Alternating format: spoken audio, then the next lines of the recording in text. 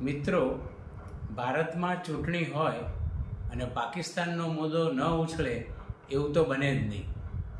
ભારત અને પાકિસ્તાન બંને દેશોમાં એવી સ્થિતિ છે કે જ્યારે પાકિસ્તાનમાં ચૂંટણી હોય ત્યારે ભારતનો મુદ્દો અને ભારતમાં ચૂંટણી હોય ત્યારે પાકિસ્તાનનો મુદ્દો રાજકીય પક્ષોના નેતાઓ ઉછાળતા જ હોય છે. કારણ કે જીતવા માટે પણ ભારત અને પાકિસ્તાનમાં આ મુદ્દો ખૂબ જ મહત્ત્વનો હોય છે. ભારતમાં તાજેતરમાં લોકસભાની ચૂંટણી સંપન્ન થઈ ત્યારે પણ પાકિસ્તાનના કબજાનો કાશ્મીરનો મુદ્દો ભારતીય જનતા પાર્ટીના ઘણા બધા નેતાઓએ તેમના પ્રવચનોમાં ઉપસ્થિત કર્યો અને કહ્યું કે અમે પાકિસ્તાનના કબજામાં રહેલું કાશ્મીર મેળવીને જ રહીશું. એ વાત સાચી છે કે ભારતમાં 1947 બાદ ભારતની પ્રજા માટે અને ભારતની તમામ સરકારો માટે કાશ્મીર એ ભાવનાત્મક મુદ્દો રહ્યો છે. 1947માં જ્યારે પાકિસ્તાને કાશ્મીરનો અડધો ભાગ પડાવી લીધો ત્યારથી જ આપણા મનમાં એ કાશ્મીરનો કબજો લેવાની ભાવના પ્રબળ કોઈપણ સરકારમાં રહી છે. 1947માં જ્યારે કાશ્મીરના મહારાજાને અલગ રાજ રાખવાની ઈચ્છા હતી, એવા સમયે અને કાશ્મીર ભારતમાં ભળેલું નહોતું ત્યારે કાશ્મીરના કબીલાઓએ અને પાકિસ્તાને હુમલો કરીને આપણું અડધું પાકિસ્તાન પડાવી લીધું. પરંતુ સરદાર વલ્લભભાઈની કુનેહથી મહારાજાએ જ્યારે ખત ઉપર હસ્તાક્ષર કર્યા તે પછી અડધું કાશ્મીર સરદાર વલ્લભભાઈ અને ભારત સરકાર બચાવી શકી. ચૂંટણી સમયે આવા વચનો આપવાનું રાજકીય પક્ષો માટે ખૂબ સરળ હોય છે. બીજી બાજુ પાકિસ્તાનના કબજામાં રહેલા કાશ્મીરની પ્રજાને પણ પાકિસ્તાની સરકારથી ભારે અને વ્યાપક અસંતોષ છે. પાકિસ્તાનમાં નરો ભૂખમરો છે અને આ પ્રજાને ભારતમાં વળવાની ઈચ્છા પણ છે. તેનું વિલીનીકરણ ભારતમાં થાય તેવું કાશ્મીરી પ્રજા ઈચ્છે પણ છે. પરંતુ ભારત માટે આ પ્રશ્ન ખૂબ જ મહત્ત્વનો છે. એક બાજુ ભારતમાં જો આ પ્રજા વળશે તો ભારતમાં વ્યાપક બેકારી, ગરીબી અને મોંઘવારી છે તે પ્રશ્નો ઘણા વિકટ બનશે અને ભારતીય અર્થતંત્રને પણ એની વ્યાપક અસર થશે. પાકિસ્તાનના કબજામાં રહેલા કાશ્મીરની વસ્તી લગભગ 41 લાખ જેટલી છે, જ્યારે ભારતની વસ્તી અત્યારે 130 કરોડની છે. સંસદમાં અગાઉ સરકારે જ આપેલી એક માહિતી મુજબ ભારતની 30% પ્રજાને અરજી 1 ટંકનું પૌષ્ટિક ભોજન અને પીવાનું શુદ્ધ પાણી પણ આપી શકાતું નથી. ત્યારે પાકિસ્તાનના કબજાની કાશ્મીરની પ્રજા જો ભારતમાં વળે તો ભારત સરકારની જવાબદારી ઘણી વધી જાય.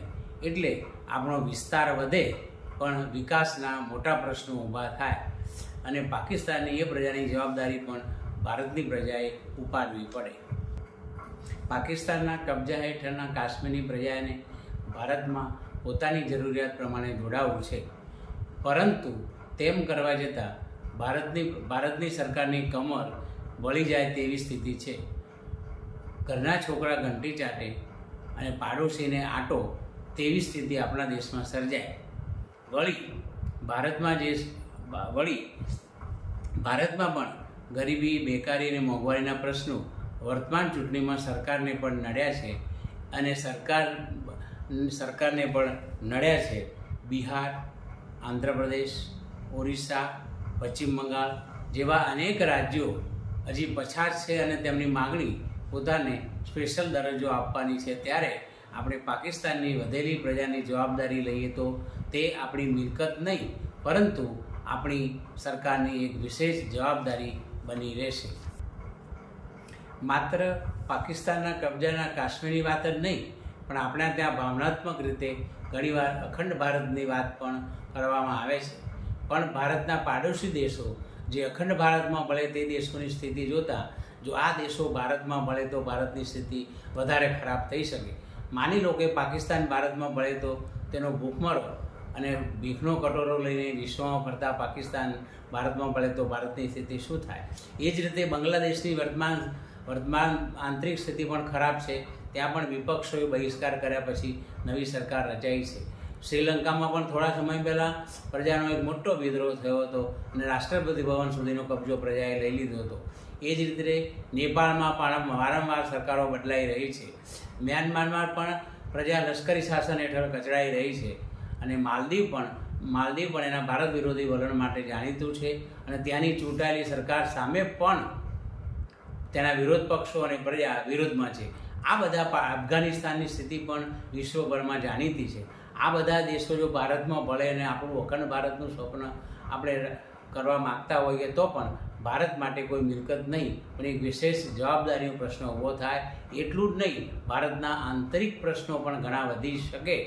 એક બાજુ આપણે પાકિસ્તાનના કબજાના કાશ્મીરની વાત કરીએ છીએ તો ત્યાં પણ આતંકવાદીઓના કેમ્પો ધમધમાટ ચાલે છે. અને આ કેમ્પો જ્યાં સુધી બંધ ન થાય, ત્યાં સુધી આતંકવાદી પ્રવૃત્તિ બંધ ન થાય, ત્યાં સુધી ભારતના અર્થતંત્રને અને ભારતની શાંતિને પણ વિપરીત અસર થવાની શક્યતા છે. બીજી બાજુ ભારતમાં મુસ્લિમો સિવાયના બીજા ધર્મના નાગરિકોને નાગરિકત્વ આપવાનો કાયદો પણ બનાવવામાં આવ્યો છે. બીજી બાજુ તાજેતરની ચૂંટણીમાં પણ ભારતીય જનતા પાર્ટીએ મુસ્લિમોને અનામતનો વિરોધ પણ કર્યો છે. આવી વિપરીત અને વિવાદાસ્પદ સ્થિતિમાં જો પાકિસ્તાનના કબજા હેઠળનું કાશ્મીર ભારતમાં આવે તો ભારતમાં ઘણી બધી સમસ્યાઓ ઊભી થવાની શક્યતા છે. એટલે પ્રશ્ન અખંડ ભારતનો હોય કે પાકિસ્તાનના કબજાના કાશ્મીરનો હોય, એનાથી ભારતનું એ દળદર પીટવાનું નથી અથવા ભારતને કોઈ ફાયદો થવાનો નથી. ઉપરથી ભારત નુકસાનમાં રહી શકે એવી સંભાવનાઓ વધુ છે. ધન્યવાદ.